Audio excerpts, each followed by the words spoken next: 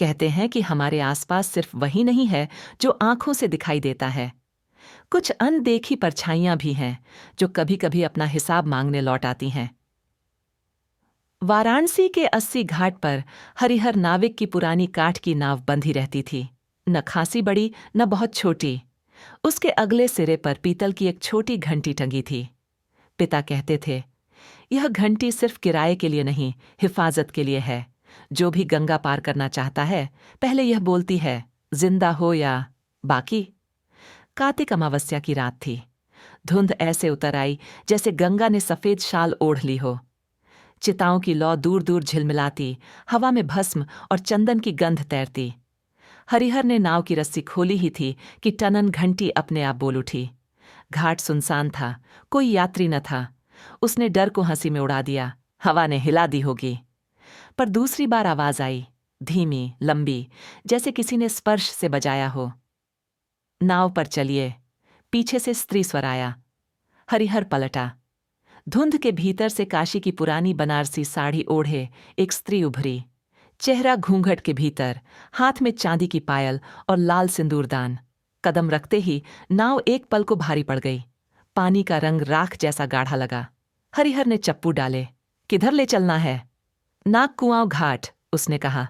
हरिहर के हाथ ठिठक गए। वो घाट तो बरसों से सूना, वहां कोई नहीं जाता। आज जाऊंगी, स्त्री ने कहा। उसके साथ चमेली की गंध उठी। अजीब बात, यह गंध अक्सर चिताओं के पास नहीं आती। नाव बढ़ती गई। धुंध इतनी घनी कि गंगा किनारा गायब। हरिहर का चप्पू जब भी पानी चीरता, काला सा गारा निकलता, जैसे नीचे कोई परत छिपी हो। स्त्री ने धीमे धीमे बोलना शुरू किया, कथाओं जैसा, पर आवाज में ठंडक थी। शादी की रात थी। बारात ने गंगा पार करनी चाहिए। दिए, ढोल, सारंगी, सब कुछ साथ। नाव बीच धारा आई तो हवा तेज और दिए बुझ गए। किसी ने हंसते हुए कहा, घंटी बजाओ, रास्ता खुल जाएगा। घंटे ने नहीं, किसी और ने जवाब दिया। लहरों ने। नाव पलटी। जो भी था गिना ही नहीं गया। वह कुछ पल चुप रही, फिर बोली, मैं रेवती, मेरी पायल बीच नदी में छूट गई। माँ रोती रही। जब तक यह पायल उनके घर की चौखट न छुए, मुझे राह नहीं मिलेगी। हरिहर को लगा जैसे नाव की किनारी पर उंगलियों की ठंड छू गई हो। उसने चुपचाप चप्पू चलाए। नागकुआंव घाट की टूटी सीढ़ियां धुंध से निकलीं। कहीं कहीं काई, कहीं कीलें जमी। स्त्री उतर गई। उसने पायल उसके हाथ पर रख दी। कल सूरज चढ़े तो यह पायल धराखंड गली के नीम दरवाजे पर रख देना। माँ वहीं रहती हैं। पर तुम, हरिहर ने कहा। स्त्री ने पहली बार सिर उठाया। घूंघट के भीतर आंखें थीं, ठंडी पर थकी नहीं, जैसे किसी ने बहुत इंतजार किया हो। उसने धीमे से कहा, मेरे लिए तभी रास्ता खुलेगा। और अगले पल वह धुंध में घुल गई। नाव हल्की हो गई, जैसे कोई बड़ा बोझ उतर गया हो। हरिहर के कानों में उसी समय तीसरी बार टनन, घंटी। उसने घबरा कर रस्सी पकड़ी। घाट पर कोई नहीं था। सुबह सूरज की दूधिया रोशनी में हरिहर पायल लेकर धराखंड गली पहुंचा। गली संकरी, मकान झुके हुए, नीम दरवाजे पर ताला, पर चौखट साफ। उसने पायल रख दी और लौटने लगा ही था कि भीतर से धीमी खांसी और किसी बुढ़िया की आवाज आई, रेवती। हरिहर ठिठका। ताला ज्यों का त्यों, पर पर्दे के पीछे साए हिले। उसे लगा जैसे अंदर किसी ने जमाने बाद चैन की सांस ली हो। दोपहर को वह फिर घाट पर पहुंचा।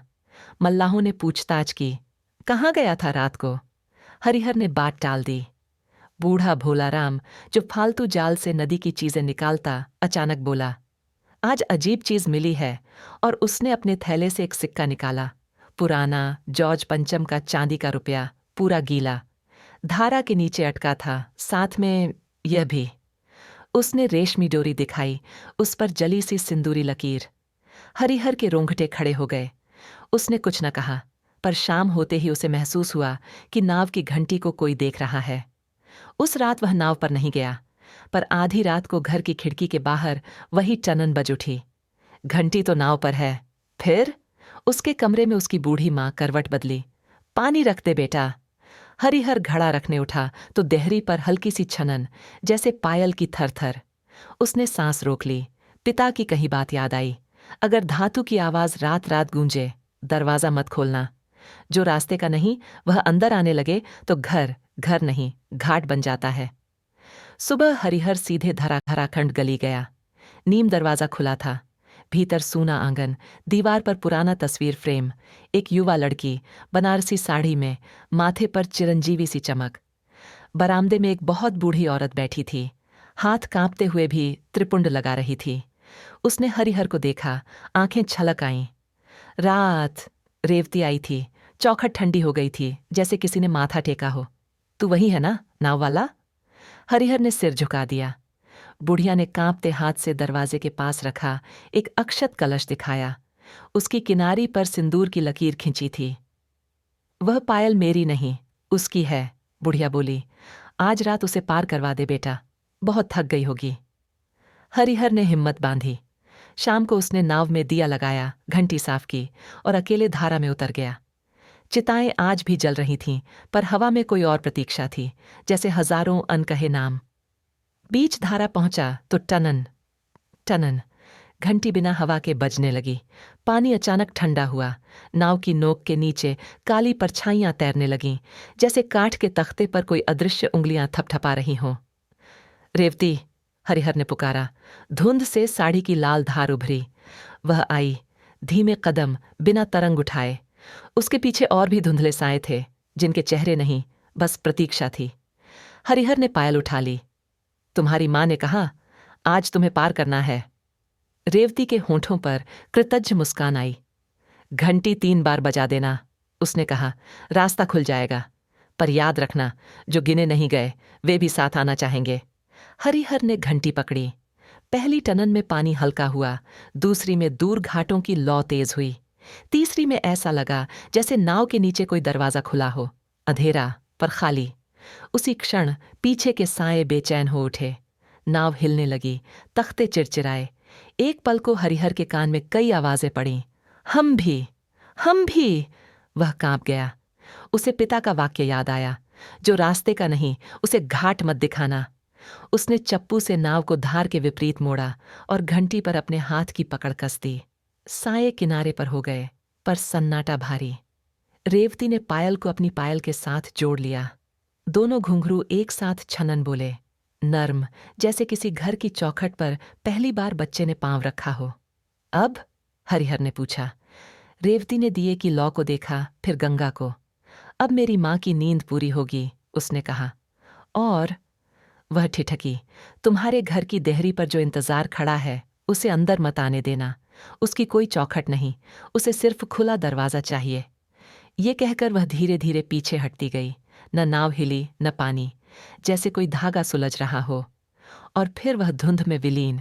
उसी समय दूर नागकुआं घाट पर एक बंद सा दरवाजा थक से खुला और फिर अपने आप बंद, जैसे किसी ने भीतर से हाथ रख दिया हो। सुबह शहर बदला सा था। धराखंड गली के नीम दरवाजे पर लाल सिंदूर की एक ताज़ा बिंदी थी। बूढ़ी माँ चौखट पर सोई मिली, चेहरे पर शांति, आंखों में सूखा हुआ आंसू। हरिहर ने दूर से नमस्कार किया। उसकी नाव की घंटी उस दिन से हल्की हो गई, जैसे उसके भीतर भरा कोई बोझ उतर गया हो। पर एक अजीब बात शुरू हुई। हर अमावस्या की आधी रात को दूर दूर तक अगर किसी ने अनजाने में चित्ताग्नि के नाम से हंसी उड़ा दी या घंटी बजाओ रास्ता खुल जाएगा कहकर मजाक किया, तो नाव के नीचे पानी एक पल के लिए भारी पड़ जाता और घंटी बिना हवा के एक बार टनन बोलती, बस एक बार, जैसे चेतावनी, जो गिना नहीं गया वह भी सुन रहा है। कई महीनों बाद देव दीपावली आई। लाखों दियों से काशी दिपदिपाई। हरिहर ने पहली बार रात में परिवार को नाव पर बैठाकर दिए दिखाने का मन बनाया, पर देहरी पार करते ही उसे वही पुरानी छनन सुनाई दी, धीमी, सावधान, जैसे कोई उसे याद दिला रहा हो। उसने ठिठक कर घर के भीतर देखा। उसकी माँ के हाथ का पुराना ताबीज कील पर टंगा था और खिड़की की जाली पर राख का महीन सा चिन्ह, जैसे किसी ने वहां माथा टेक कर कहा हो, अब दरवाजा मत खोलना। हरिहर ने उस रात नाव नहीं खोली। दियों की रोशनी गंगा पर थिरकती रही। दूर कहीं बच्चों की हंसी, ढोल की थाप। उसके कान में घंटी की जगह पायल की स्मृति बजती रही, नर्म, घर जैसी। और तभी उसे समझ आया, कभी कभी असली पार उतरना नदी में नहीं, चौखट पर होता है। वहां जहां हम दरवाजे चुनते हैं, किसे अंदर बुलाना है और किसे नमस्कार करके विदा करना है। कहते हैं आज भी अगर काशी में किसी नाव की घंटी बिना हवा के रात को एक बार बोले तो मल्लाह चप्पू रोक कर दिए कि लौ को हाथ से ढक देता है और मन ही मन बोलता है, जिनका हिसाब रह गया है उनके नाम का दीप जलता रहे पर दरवाज़ा बंद रहे। क्या आपने कभी सोचा है कि कहीं न कहीं अब भी कोई ऐसी आत्मा अपने हिसाब का इंतज़ार कर रही होगी? अगर हाँ, तो कमेंट में बताइए कि आपको क्या लगता है। और अगर कहानी ने डराया हो तो चैनल को सब्सक्राइब कर दीजिए ताकि अगली रहस्यमयी रात की सच्चाई सबसे पहले आप तक पहुंचे।